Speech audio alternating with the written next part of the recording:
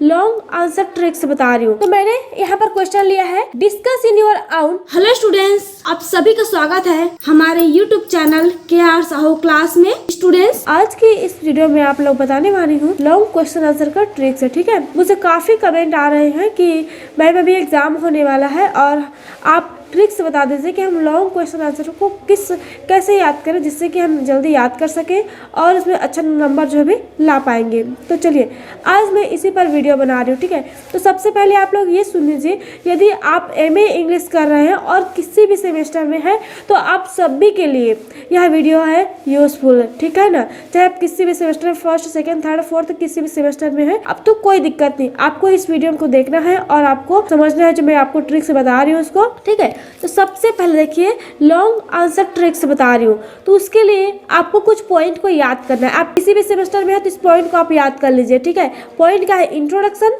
The subject of love, view of life, his style, his realism, character और conclusion. इस point को समझना नहीं, रटना है सबसे पहले। ओके, मतलब रटना है मतलब क्यों, ये समझ लीजिए। आप लोग को रटना क्यों है? इंट्रोडक्शन, आप किसी भी सेमेस्टर में है किसी भी सब्जेक्ट की तैयारी करते हो, अब देखेंगे आपको एक इंट्रोडक्शन याद करना होता है किसी भी ऑथर का। ठीक है, सेकंड है उसका आपको ये देखना होता है कि सब्जेक्ट लव, कि उसको किस सब्जेक्ट पर क्या था, ध्यान था, किसको वो ज्यादा पसंद करते थे, ये लिखना पड़ता है, इसको तैयारी करना पड़ता है। व्यू ऑफ लाइफ, किसी भी कवि का आपको लाइफ को तैयारी करना ही पड़ता है।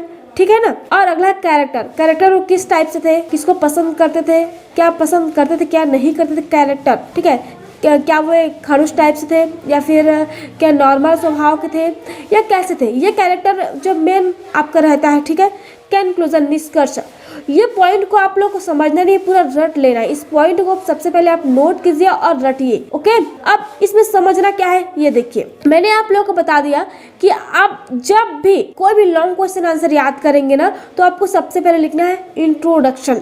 ठीक, अब इंट्रोडक्शन में आप क्या लिखेंगे?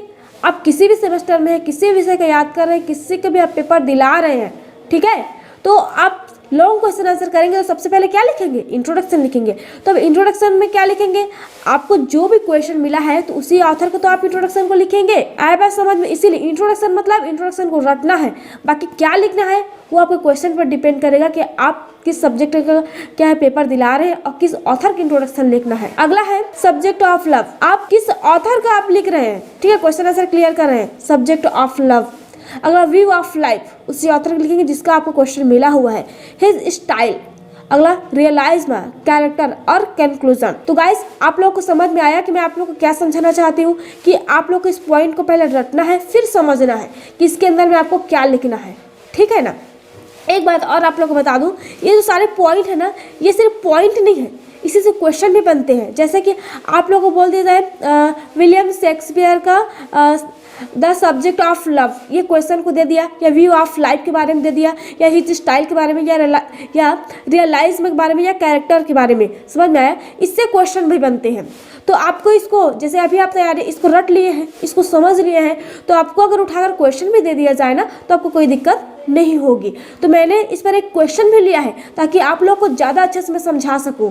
ठीक है, जैसे इससे क्वेश्चन बनते हैं, मैंने आप लोग को बता दिया, लेकिन आप लोग को समझ में नहीं आया, लेकिन अभी समझ में आ जाएगा क्योंकि मैं आप लोग को एग्जाम्पल के लिए क्वेश्चन भी ली हूँ। ठीक है, चलिए देखिए, आपको मैं क्वेश्चन बता रही हूँ। तो मैंने यहाँ पर क्वेश्चन लिया है, discuss in your own words because character as it becomes clear from his essay. देखिए, तो यहाँ पर क्या है आपको पता है? कैरेक्टर। मैंने अभी आप लोगों को बताया है कि जितने भी क्वेश्चन बनते हैं ना इन पॉइंट के अंदर से ही बनते हैं। तो मैंने आप लोग को यहाँ बताया था कैरेक्टर, तो बन गए ना यहाँ पर कैरेक्टर के क्वेश्चन। तो देखिए, ये क्वेश्चन है आपका कैरेक्टर से। अब इसके अंदर पॉइंट दिया है इंट्रोडक्शन। मैंने भी आप लोगों को कहा है हर ऑथर का आपको इंट्रोडक्शन याद करना होता है, जो आपका लॉन्ग क्वेश्चन में काम आना ही आना है, ये तो काम आएगा ही।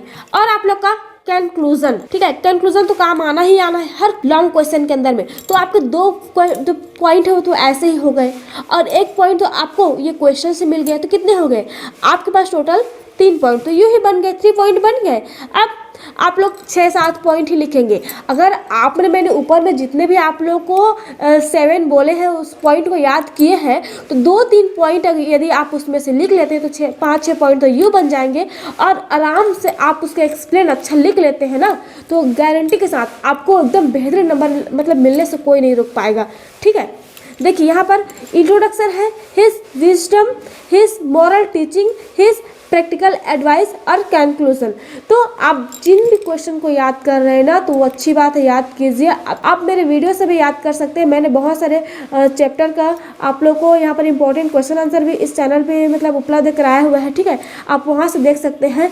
और ये जो मैं आज का यह वीडियो आप लोगों को अवेलेबल करा रही हूँ ना, ये सिर्फ है लॉन्ग क्वेश्चन आंसर के ट्रिक्स कि आपको क्या याद करना है। ठीक है ना, तो स्टूडेंट्स आप लोग को बिल्कुल समझ में आ गया हो कि आप लोग को कैसे याद करना है लॉन्ग क्वेश्चन आंसर को। ठीक, इसके अलावा मैं आप लोग को एक और एडवाइस देना चाहती हूँ।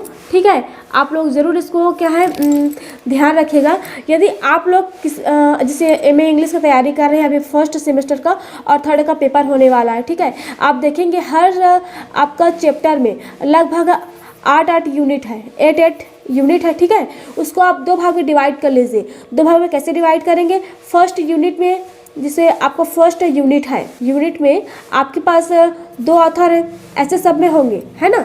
आपके पास 4 यूनिट है और सब में क्या है 2-2 है, 2-2 चैप्टर है। तो आप इन दोनों में से किसी एक का याद कीजिए, इसमें से किसी एक का, इसमें से किसी एक का और इसमें से किसी एक का, मतलब टोटल 4 क्वेश्चन आप तैयारी कीजिए। आपको पूरा 8-8 क्वेश्चन पढ़ने की जरूरत नहीं है लॉन्ग क्वेश्चन आंसर के लिए। ठीक है, समझ में आ गया? आप लोग को पूरा लॉन्ग मतलब 8 पूरा चैप्टर का याद करने की जरूरत ही नहीं है, आप बस 4 को ही याद कीजिए। क्योंकि ये जो फर्स्ट यूनिट है ना, इसमें से 2 क्वेश्चन आना ही आना है, इसमें से भी 2 क्वेश्चन आना ही है, इसमें से 2 क्वेश्चन आना ही है और इसमें से 2 क्वेश्चन आना है। तो कैसे आएगा? एक ही में से तो 2 नहीं आएगा। ठीक है ना, दोनों जो ऑथर उनमें से एक-एक क्वेश्चन उठाकर पूछा जाएगा। और कैसे पूछा जाएगा? तो इन्हीं पॉइंट के साथ आप लोगों को पूछा जाएगा। जो मैं बोल रही हूँ ना, आप लोगों को बहुत काम की चीज़ है ये, इसी पॉइंट से आप लोगों को जो है ना पूछा जाएगा क्वेश्चन। ठीक है, तो आप लोगों को क्या करना है, पॉइंट को अच्छे से रटना है और उसके बाद समझना है। और जिस भी चैप्टर को आप पढ़ रहे हो उसको आप हिंदी ट्रांसलेट करके उसको अच्छे से हिंदी में समझ लीजिए। फिर उसके इंग्लिश को और अच्छे से क्या है आप तैयारी कीजिए, मतलब तैयारी करना आसान हो जाएगा और आप अच्छे से जो है उसको ना मतलब कि पेपर में लिख भी पाएंगे। ये मुझे पूरा मतलब उम्मीद है कि आप ऐसे तैयारी करेंगे तो आपका पेपर अच्छा जाएगा ही जाएगा। ठीक है, आप लोगों को समझ में आ गया होगा कि लॉन्ग आंसर के ये ट्रिक्स जो है जो मैं आप लोगों को बताई हूँ। अगर आप लोगों को पसंद आया तो आप लोग इस वीडियो को ज़्यादा से ज़्यादा लाइक कीजिए और शेयर कीजिए। फिर मैं और आप लोगों को ऐसी ट्रिक्स का जो है ना अगले वीडियो अवेलेबल करा दूंगी जो आप लोगों के लिए बहुत ज़्यादा यूज़फुल रहेगा। तो मिलते हैं फिर नेक्स्ट वीडियो में, तब तक के लिए thank you for watching my video.